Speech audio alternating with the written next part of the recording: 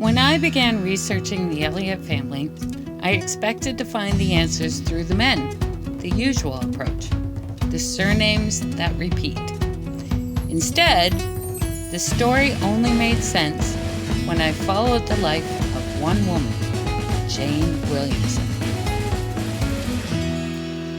Jane Williamson, a story of research through vital records, land abstracts, and wills and estates.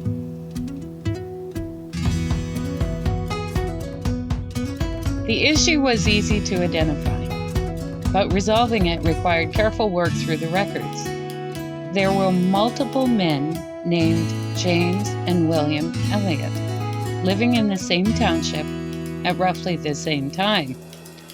The question was whether Jane Williamson's third husband, James Elliott, belonged to the well-documented Elliott family of Lot 15, Concession 11, or whether he came from somewhere else entirely.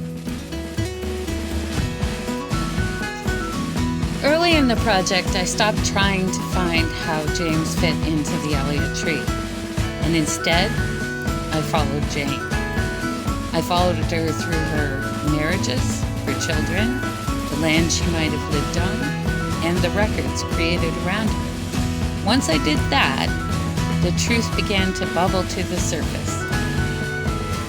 Jane Williamson came from a well-established CAVAN Township family. The Williamsons, Elliots, and Richardsons were neighbors, business partners, and relatives long before Jane ever married an Elliott. Jane's first marriage was to John McNish. Together they raised 4 children and lived on land along Concession 6. When John died, Jane was left widowed with young children, 4 in fact, a reality that shaped everything that followed. In 1852, Jane married William Elliott, a widower, many years her senior, and a prominent landholder in CAVAN Township. This brought Jane and her children into a large, already established Elliott household. And what a beautiful house it was! This is a picture of William's stunning 2-story stone house on Lot 15, Concession 11, CAVAN Township. William already had 9 children by his first wife, Elizabeth Sanderson. It is likely 3 children still would have been at home when Jane moved in. Fun fact, Jane was only a few years older than William's eldest daughter. Not a simple family structure, and the records certainly reflect this complexity. When William died in 1858, he left a very detailed will. Jane is named prominently, even as an executor, showing the level of trust and responsibility placed on her. The will carefully names William's children and even provides for a granddaughter. 1 year before William's death, his son James died. His will names his wife Fanny and their daughter. He transfers land back to his father and directs that it later pass to his brothers. This document is crucial. William Elliott's son James died in 1857.